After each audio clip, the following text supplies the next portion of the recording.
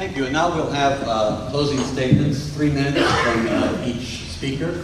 We're going to then have some closing comments, I believe, by our co-sponsoring hosts, Lou and Todd. Each have a comment at the end before we adjourn. Mr. Neumann.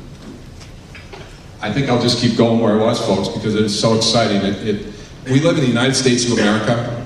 Before I do this, I want to thank everyone for putting this on. Thank you all for coming again, so don't let me miss that part of it.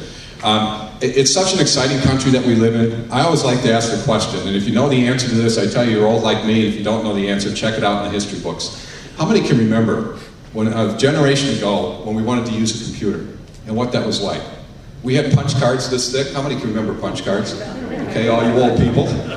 Punch cards, folks. We had a mainframe computer that would have filled that entire corner of the room. As a matter of fact, they didn't even let us in to see the mainframe computer. They took our punch cards, fed them in, and brought us back to form. If you dropped those punch cards, you were dead. If you made a mistake in your program, you had to go wait in line with a whole new set of punch cards. You remember this? Folks, this is America. We are Americans. In one short generation, we've come from those computer punch cards to this. I have 10 times more power in the palm of my hand than that computer of a generation ago. And I want to think about a question.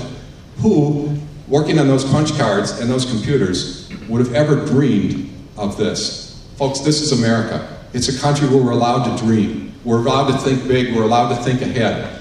When my son is standing here a generation from now, or your sons and daughters are standing here a generation from now, they're going to be holding this up and going, my dad, how many of you are old enough to remember this thing? And I don't know what they're going to have, folks. It's such an exciting world. And when you once get a feeling and an understanding of how far we've come in this great nation in one short generation, and then you start looking forward to where we can be a generation from now, all of a sudden, instead of pouting about the economy that we're in, it starts to be fun to be Americans again. We start businesses, we take opportunities, we do the things that has made this country great in the first place. Folks, this is the United States of America. We're facing tough times. We're coming through those tough times because our children and our grandchildren are banking on us to do just that, and it's what we've always done in this country. It's the best country of the world. It's the United States of America, and it's still going to be here. We've got very bright days ahead of us. A generation from now, it's still going to be the best country in the world. Thank you very much for the privilege of being here, and God bless you all.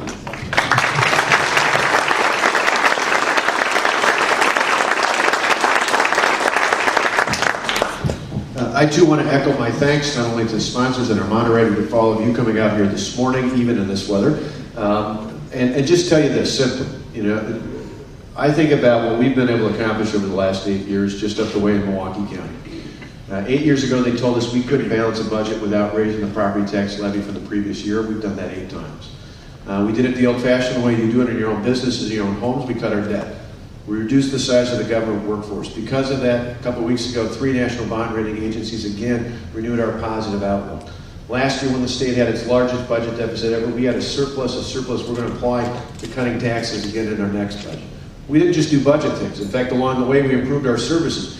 Last fall, we won the gold medal for the best park system in the entire country.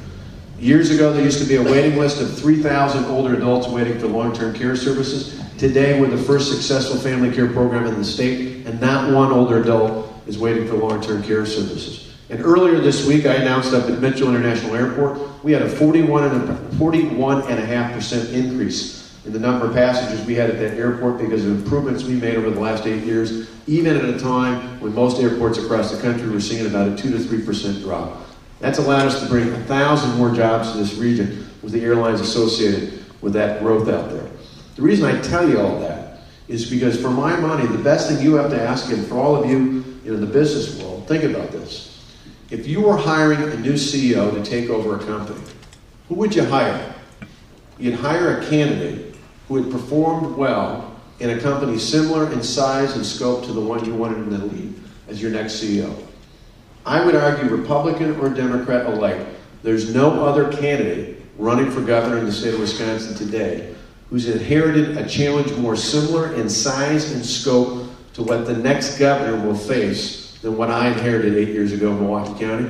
And I believe we've done exactly what you would want and the people of the state would want done to get this state back on track. We've got a proven track record. We've done it under probably even more difficult circumstances than what the next governor will face. And I think that makes that a very effective choice for you to pick for the next governor.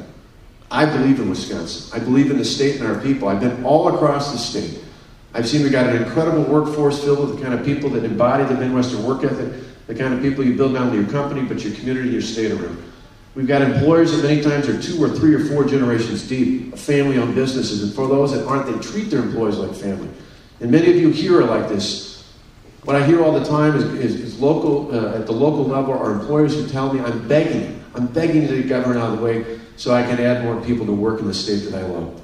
We're a state blessed with abundant natural resources. We're a great place to live and grow up and work and play. What is failing us these days is not our people or our places. What is failing us is our government. And the good news is, come this November 2nd, we the people of Wisconsin, can do something about that. We can take our government back and put it on the side of the people again. We can make this a Wisconsin we can believe in again. Thank you for the chance to lead.